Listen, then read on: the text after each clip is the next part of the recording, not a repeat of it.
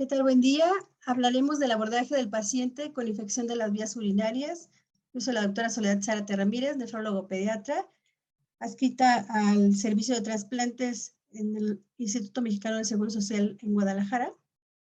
Y bueno, este tema va alusivo al Día Mundial del Riñón que se celebró el 10 de marzo del 2022 con un lema que dice: cerremos la brecha del conocimiento para una mejor atención de la enfermedad renal. Este Día Mundial del Riñón se celebra cada año, el primer jueves de cada marzo, y cambia diferentes temas donde el principal enfoque que se tiene esta asociación es la prevención del daño renal. Y bueno, ya entrando en el tema, definiremos la infección del tracto urinario como una entidad clínica que se caracteriza por el crecimiento de gérmenes en el tracto urinario y que lleva junto con ella la respuesta inflamatoria o la presencia de una clínica asociada. Y es generalmente causada por bacterias, la más común es la E. coli, pero menormente por otros agentes que pueden ser hasta virus y hongos. En cuanto a su epidemiología, las principales infecciones bacterianas en el niño o que se manifiestan como una infección de vías urinarias es la presencia de fiebre sin foco evidente.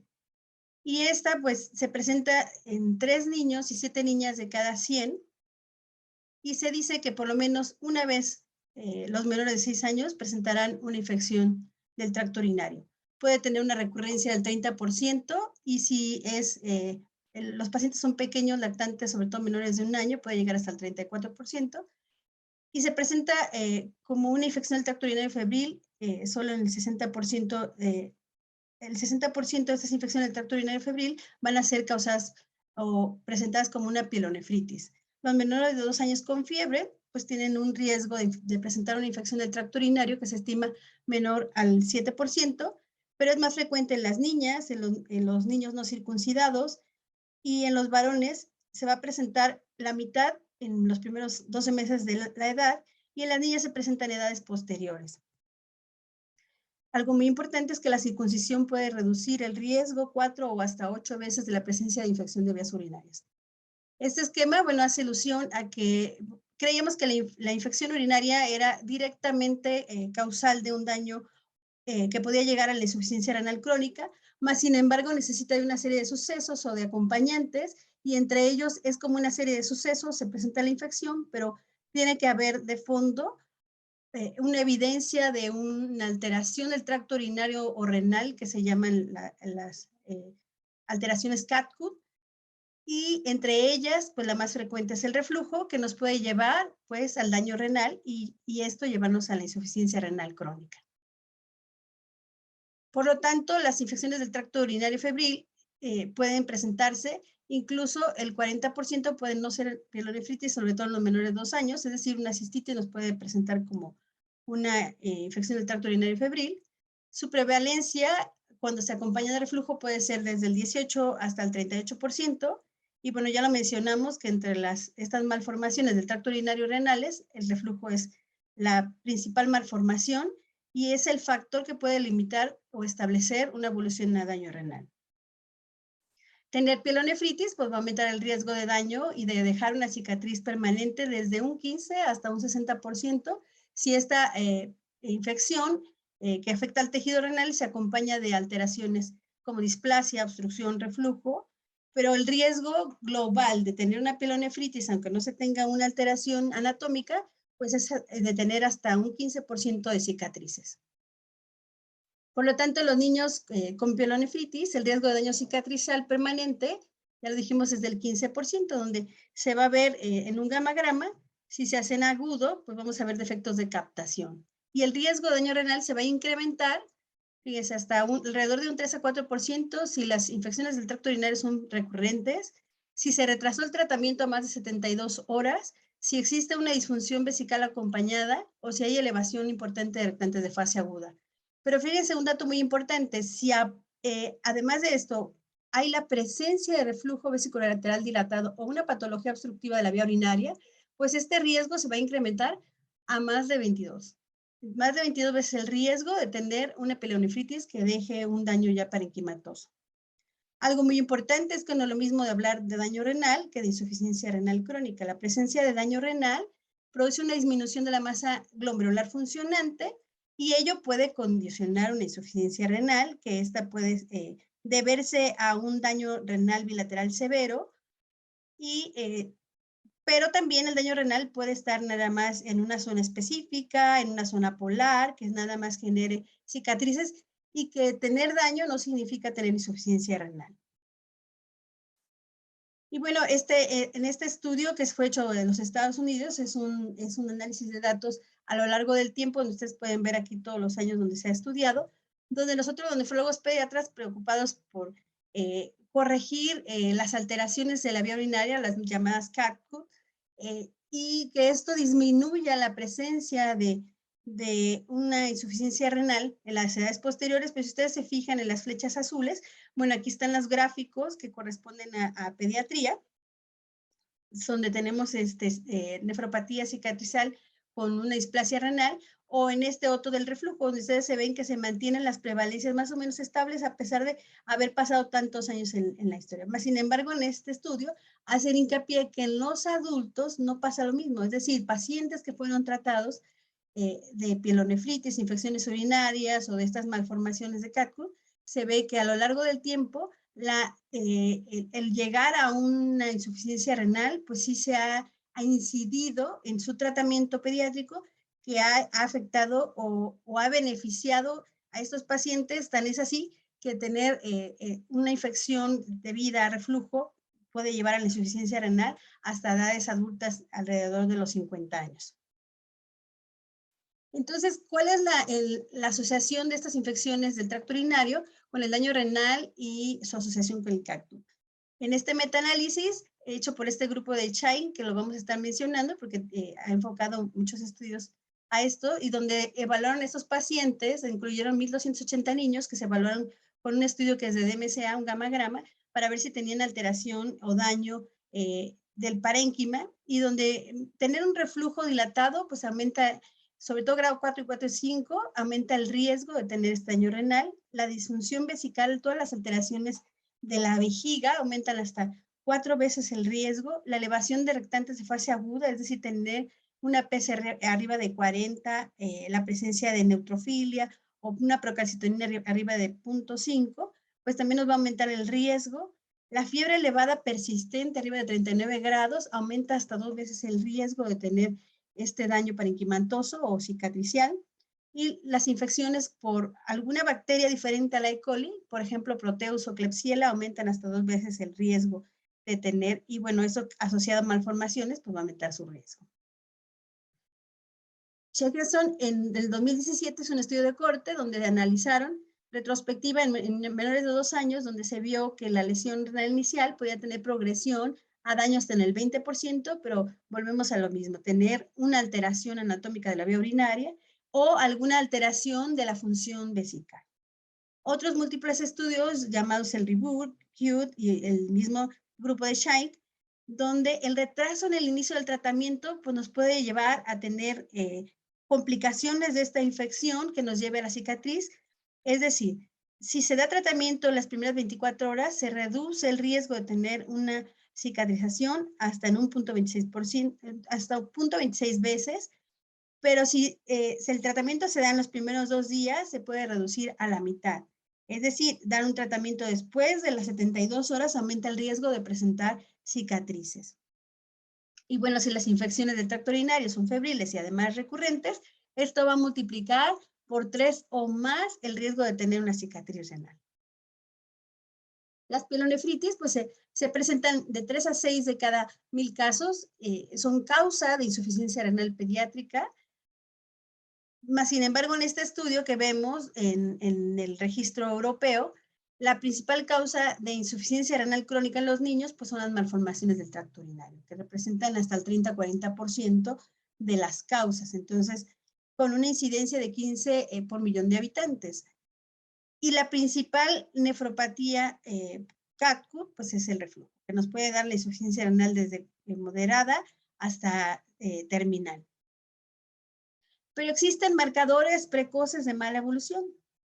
¿Cuáles serían? Tener una existencia de daño renal bilateral extenso, que en el DMCA ya se vean cicatrices extensivas, una pérdida de la función diferencial mayor del 10%, o un reflujo vesicolateral de alto grado que se acompaña además de displasia renal y que estos sean congénitos y bilaterales, o un filtrado glomerular disminuido, o la presencia ya de marcadores de alteración de la función renal, como sería la proteinuria o la hipertensión.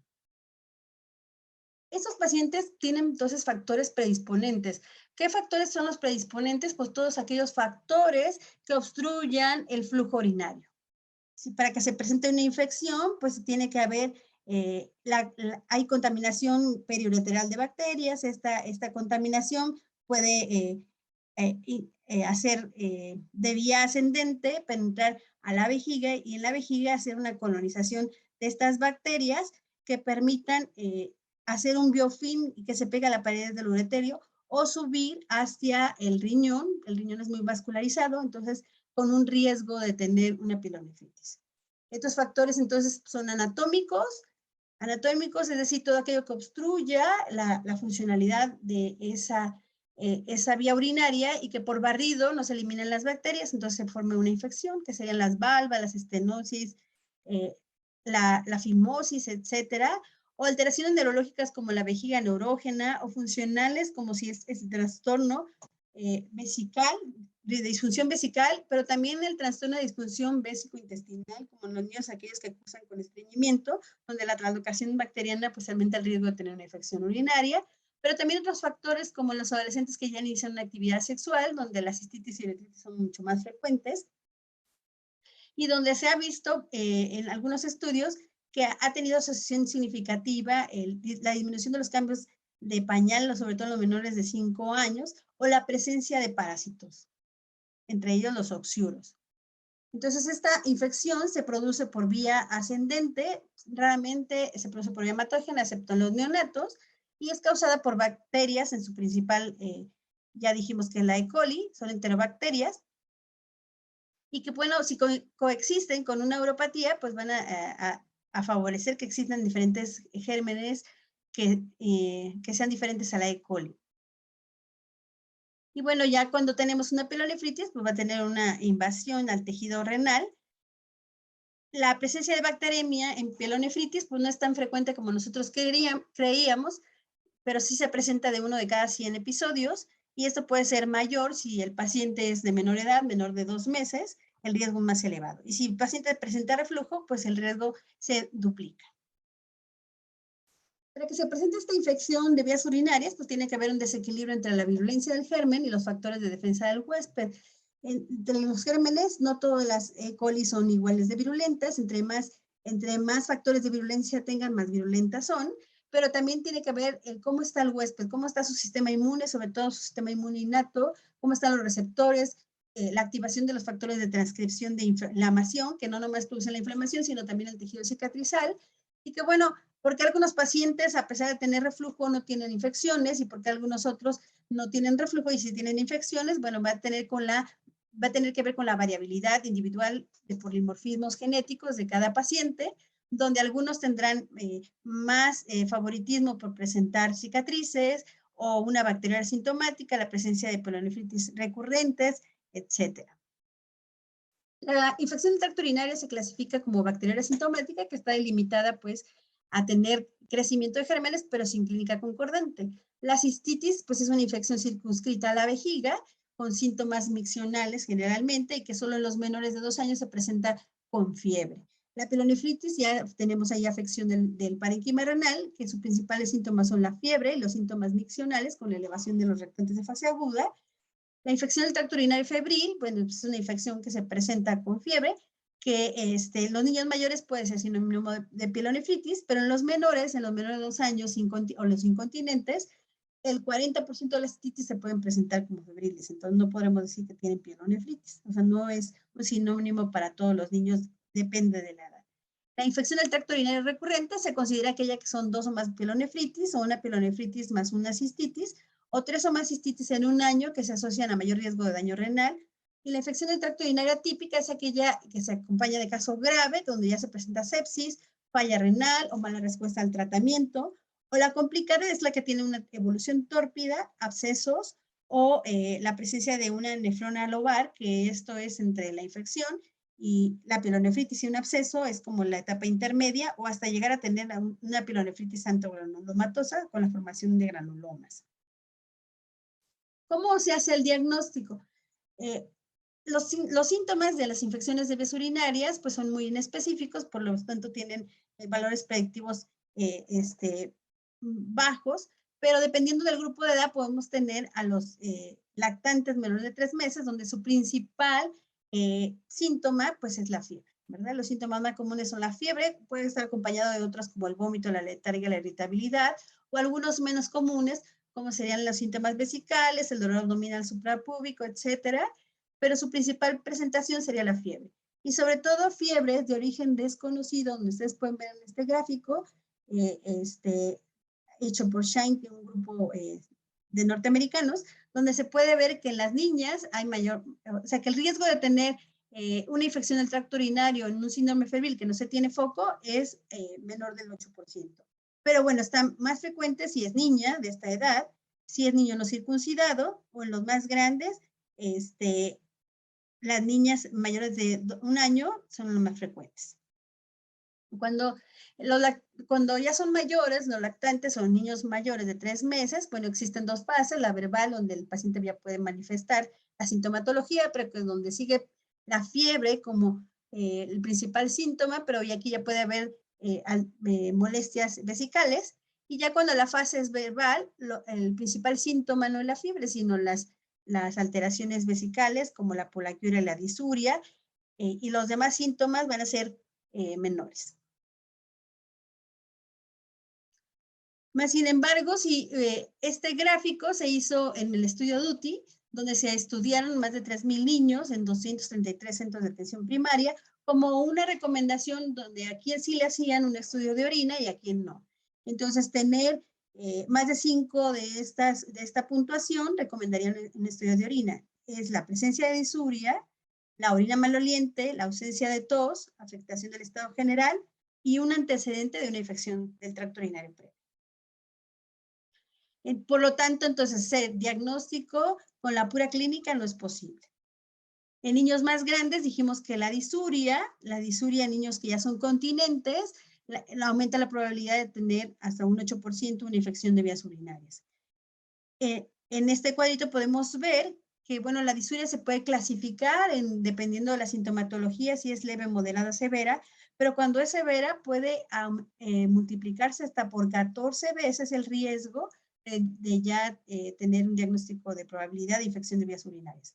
No olvidarnos nunca de que pues esta disuria puede ser causada por otras causas, que no es una infección urinaria, sino un síndrome cisto-uretral, que no nomás son las infecciones urinarias, sino también puede haber irritaciones locales, genitales, traumatológicas, la hipercalciuria, la hiperuricosuria, la litiasis, etcétera. Entonces, un diagnóstico diferencial de esa sintomatología para poder diferenciar entre una infección de vías urinarias o otras causas de disuria. Y bueno, la clínica no es suficiente para hacer un diagnóstico. Necesitamos un diagnóstico de certeza, y ese diagnóstico de certeza se hace con un urocultivo. En el urocultivo, pues hay diferentes formas de tomar un urocultivo, que es de chorro miccional medio en pacientes que ya son continentes, donde tener arriba de 100,000 colonias, unidades formadas de colonia, nos da una probabilidad de tener infección. Si el estudio se hace con un sondaje vesical, sobre todo en aquellos niños que no son continentes, lactantes o menores, nos da la probabilidad de una infección, y aquí no se necesitan las 100,000 colonias, sino con arriba de 50,000 colonias ya se considera positivo, o la realización de la punción suprapúbica, que se deja para casos graves, donde tener arriba de una unidad formadora de colonia es suficiente para tener una probabilidad alta de infección. Entonces, es necesario tener esta presencia de crecimiento en un urocultivo para hacer un diagnóstico confirmatorio. ¿Por qué no se recomienda el toma de cultivo por bolsita? Porque, bueno, aquí tenemos este metaanálisis donde se revisaron 21 artículos de una calidad media, en donde se presentaron más de 7,000 muestras, y donde ustedes pueden ver que hay un alto índice de contaminación y de falsos positivos hasta en un 60%. Existe otra forma, sobre todo en los lactantes o los en menores de 3 meses, donde se puede hacer una toma de muestra por cache, donde se toma el chorro medio. Es decir, se hace aseo, se hace a través de un reflejo esteroceptivo, donde se da masaje en la región lumbar y también masaje en la región suprafúbica con unos toquecitos con un algodón frío para hacer que el paciente miccione, y hasta en un 30% de los casos podemos tener una micción de chorro medio, y esto evitaría pues un sondaje con una buena toma de muestra. No olvidarnos que también existen falsos negativos. Los cultivos pueden ser aquellos donde el paciente ya tiene tratamiento, donde hay una obstrucción completa de la vía urinaria, donde la lesión renal puede estar localizada, o en orinas con un pH muy bajos o muy altos, o falsos positivos que pueden ser pues, la contaminación que ya mencionamos. Sin embargo, tener un urocultivo, pues tendríamos que esperar 48 a 72 horas de que ese cultivo se desarrolle y poder tener un diagnóstico de certeza de la infección de vías urinarias. Sin embargo, el paciente no podría esperar tanto tiempo, porque ya dijimos que el tiempo de inicio del tratamiento nos puede llevar a cicatrización renal. Entonces, el análisis de orina va a ser muy importante para que nos dé un diagnóstico de presunción de esta infección urinaria. La presencia de pus es casi indicativo de infección de vías urinarias, sin embargo, recordar que otros gérmenes como la Klebsiella, la Pseudomonas y el enterococo pueden no causar piuria. Y el determinar leucocitos y nitritos en la orina, esto aumenta la probabilidad de tener una infección. Por separado daría una menos probabilidad, pero si los juntamos, la sensibilidad y la sensibilidad sería mucho mayor, o la presencia de esterasa leucocitaria con nitritos incrementaría pues esta sensibilidad.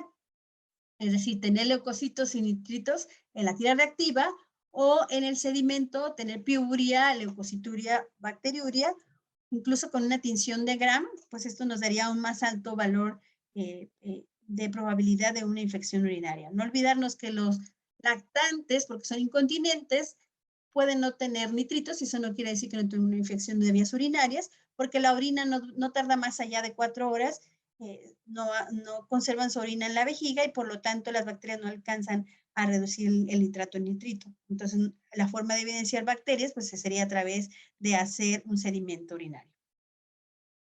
Y bueno, en el análisis de orina, tampoco olvidarnos que la leucocituria puede estar presente en numerosas, en otras causas, como serían la infección viral, la pura presencia de fiebre o deshidratación. Entonces, no olvidarnos de esta posibilidad de tener la litiasis, el ejercicio, etcétera, nos pueden dar la presencia pues de estas leucociturias.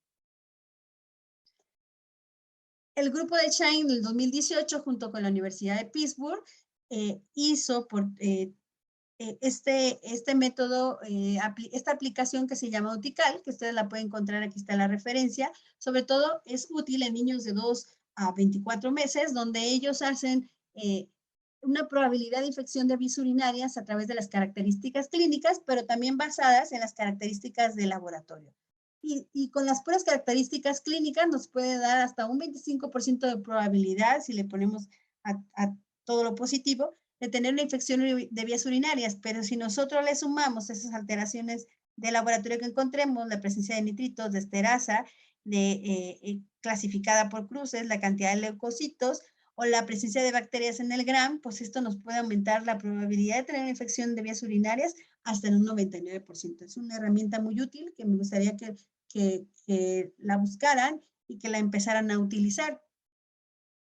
Y bueno, para el diagnóstico de pielonefritis, idealmente en la fase aguda deberíamos hacer un estudio de gamma-grama con DMSA para ver la inflamación y la afectación del parénquima renal. Pero esto pues no se tiene a la mano, no es práctico, entonces nos tendríamos que apoyar con los reactantes de fase aguda. Los reactantes de fase aguda, que son un buen marcador del pielonefritis, entre ellos la procalcitonina, donde tener una procalcitonina alta, de tener un paciente que sospechamos que tiene una pielonefritis, es decir, el 60% de las infecciones del tracto urinario febriles son pielonefritis, pero si tenemos una procalcitonina arriba del 0.5, la probabilidad postprueba de 60 nos aumenta hasta 84. Y tener una PCR menor de 20 nos baja la posibilidad post-prueba hasta 22%. Entonces, podría ser algo más discriminativo. Tenemos más marcadores que se pueden utilizar, como el Nenegal, las interleucinas, pero que, bueno, estos son difíciles de tener acceso en la mayoría de los hospitales donde nos encontramos, o hacer estudios de capacidad máxima de concentración, donde se ve que hay una alteración túbulo-intersticial. ¿Y cuál sería el antibiótico de la infección del tracto urinario? Bueno, el objetivo, pues, es el control bacteriológico de la infección, el evitar la instalación del daño y dejar daño permanente. Entonces, el tratamiento se va a establecer, ya vimos, de forma empírica, mientras sale el resultado del urocultivo, pero es importante conocer en nuestro medio las resistencias locales y a las bacterias para ver el tratamiento más ideal. Los fármacos más utilizados y más recomendables son estos por vía oral, la amoxicilina, cefalosporinas de primera y segunda generación, la fosfomicina, el trimethoprim, la nitrofurantoína, y por vía parenteral los aminoglucósidos, la cefotaxima, ampicilina, ceftriaxona y trovamicina.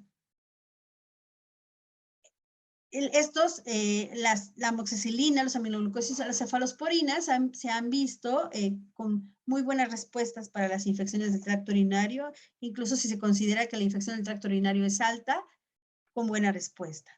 Si la infección del tracto urinario es baja, o es decir, la presencia de una cistitis, bueno, también hay fármacos de primera elección, como sería una cefalosporina, pero también de segunda elección, como la amoxicilina y la fosfomicina, o ya en mayores de 6 años, una dosis única de fosfomicina con prometalol, que podría ayudar para esta cistitis. Aquí es muy importante que este tratamiento se puede dar vía oral y que el tratamiento o la duración, a diferencia de las pielonefritis, pues el tratamiento puede ser nada más de 3 a 5 días de duración, exceptuando aquellos menores de 2 años, donde la pauta puede llevarse hasta 7 a 10 días, sobre todo si es una infección recurrente. Para una infección del tracto urinario febril, se puede dar tratamiento vía oral o vía intravenosa combinada con vía oral, pero de larga duración, donde lo que se recomienda pues es 7 a 10 días el uso de una cefalosporina y evitar pues a largo plazo este daño cicatricial que ya vimos que puede ser hasta del 15%. La instalación de un tratamiento precoz antes de las 72 horas y muy en boga el uso de esteroides en la fase aguda para evitar las cicatrices. Esto surgió a partir de un estudio hecho en China, donde se utilizó la prednisolona y donde ellos reportan que hubo una disminución de la presencia de cicatrices al usar el corticoide. Se han hecho estudios posteriores, la Asociación Española de Nefrología Pediátrica ha hecho estudios con dexametasona, donde no han podido demostrar que esto sea real, pero bueno, eso es algo que todavía está en boga y que está en estudio. ¿Cuál es la duración del tratamiento de la infección del tracto urinario?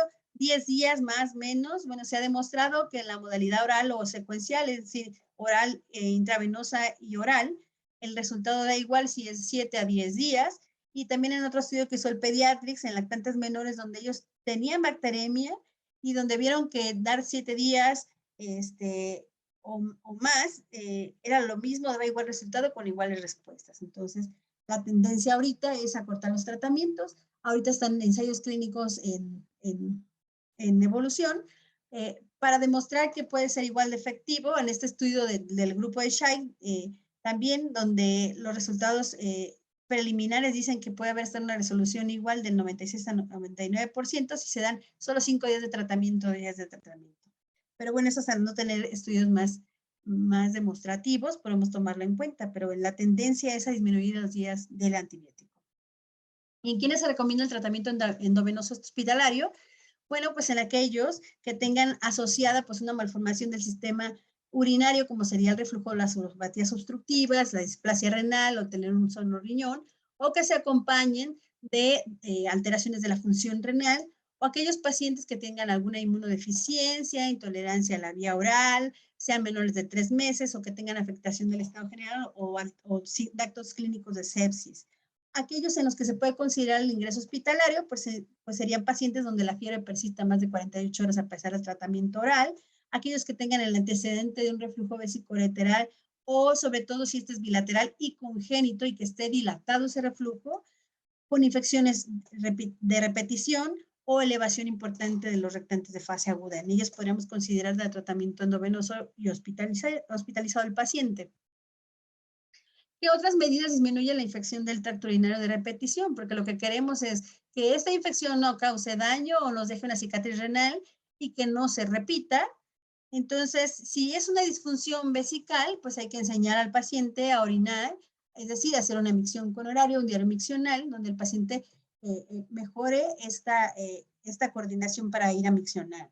Si el paciente cursa con un estreñimiento, pues corregir el estreñimiento, los hábitos higiénicos dietéticos saludables y corregir los procesos morbosos cercanos al meato uretral, como serían la uretritis, la balanitis, o si hay fimosis o fusión de los labios en las niñas. Todo eso hay que corregirlo para que disminuya la repetición de estas infecciones urinarias.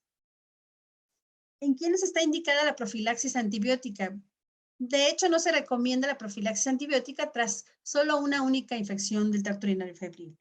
Sin embargo, las guías NICE y las españolas sí la recomiendan en el caso de la infección de vías urinarias recurrentes, complicada, que ya vimos que tenga una evolución tórpida o que con la presencia de un absceso, y o aquella que se acompaña de una alteración anatómica. Esta profilaxis sería por 6 meses. Si el paciente tiene una recurrencia de la infección, tendría que hacerse cambio del antibiótico.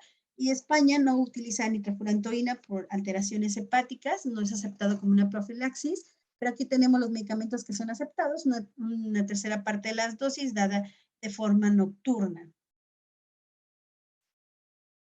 Y podemos combinar el uso de los antibióticos con el extracto de arándano que está, hay estudios, metaanálisis, donde se ha demostrado en 794 pacientes que puede reducir el riesgo hasta en un punto 31 veces de las infecciones, sobre todo por E. coli, donde se ha demostrado pues a través, los arándanos pueden dañar la pared de la E. coli y hacer que su virulencia sea menor. Entonces, este es un tratamiento que puede estar combinado, el uso de vacunas o de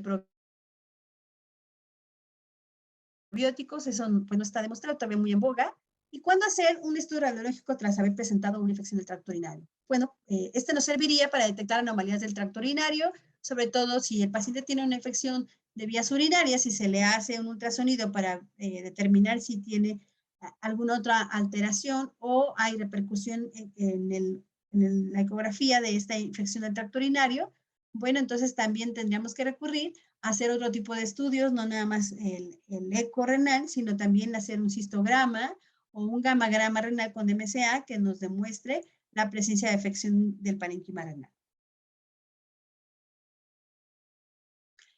Y en los casos en que estemos buscando la presencia de reflujo, como ya vimos que es la principal malformación de las vías urinarias, entonces esta la vamos a sospechar cuando se presenta una infección del tracto urinario febril, que sea de repetición y que bueno, que tengamos el antecedente que en ecografías prenatales, que ya se ha visto la presencia de hidronefrosis, que esta hidronefrosis sea bilateral o que se acompaña de dilatación del uréter, bueno, encaminadamente vamos a hacer un cistograma para ver si se tiene un reflujo y clasificar el grado de reflujo. Y en aquellos niños que tengan familiares o antecedentes de familiares con reflujo. El reflujo puede incrementar el riesgo de una infección recurrente, pero también incrementar el riesgo de daño renal. Aquí les muestro las guías de práctica clínica que hay. Hay bastantes guías de práctica clínica en infección del tracto urinario donde no nos ponemos muy de acuerdo entre qué hacer y qué no hacer. Lo que sí, para todos, realizar estudios, no nomás la clínica, sino también el examen general de orina y realizar un ultrasonido, pero no para todos, pues la realización de cistograma y en la fase aguda, pues no es práctico hacer un DMCA, pero posteriormente podría considerarse, si cumple criterios, el realizar un DMCA para demostrar el daño renal. En las guías de práctica clínica, si se hace si se lleva a cabo las guías de práctica clínica en España, donde solo realizar el gamagrama renal, aquellos pacientes que tienen una infección de vías urinarias recurrentes, que tienen una infección por bacterias diferentes a la E. coli, o que tienen el antecedente de un reflujo familiar, ataxia pélica congénita, disfunción vesical, o que hayan presentado bacteremia o elevación de la creatinina o fiebre prolongada, o realizar un cistograma si hay alteraciones en la ecografía o en el DMCA, solo en infección del tracto urinario recurrentes, antecedente familiar de reflujo, disfunción vesical, pero aún así, miren lo que pasa. Si solo se hacen estas indicaciones, se deja de diagnosticar a un 50% de los reflujos y hasta un 25% de los reflujos, pues no se les da tratamiento, donde debería estar recomendado darle un tratamiento profiláctico. Entonces, estos pacientes van a recurrir, el mayor riesgo de hacer cicatrices renales, pues va a aparecer. Y bueno, ya para terminar, ¿cuáles serían los puntos claves con los que yo recomendaría que se quedaran? Bueno, es que la relación entre la infección del tracto urinario febril y la insuficiencia renal crónica se produce prioritariamente por su asociación en las malformaciones del tracto urinario renales y el reflujo, siendo el reflujo pues la principal causa o la principal presentación de este CACU. El diagnóstico de la infección del tracto urinario no puede hacerse solo por parámetros clínicos, requiere una confirmación analítica y esto es a través del urocultivo, pero podemos iniciar tratamiento empírico realizando un examen de orina y una por tira reactiva y el sedimento urinario en la infección del tracto urinario febril, instalándolo por vía oral, excepto en lactantes pequeños o pacientes con patología malformativa conocida. Los estudios radiológicos de la infección del tracto urinario son controvertidos y van a depender de los objetivos que nos fijemos, tanto en la detección precoz de las malformaciones asociadas como en detectar el daño renal. Bueno, la prevención de estas infecciones del tracto urinario se va a fundamentar en el control de la disfunción vesical, la disfunción digestiva, la promoción de medidas higiénicas y excepcionalmente el uso de profilaxis en aquellos pacientes que tengan una indicación. Muchísimas gracias por su atención.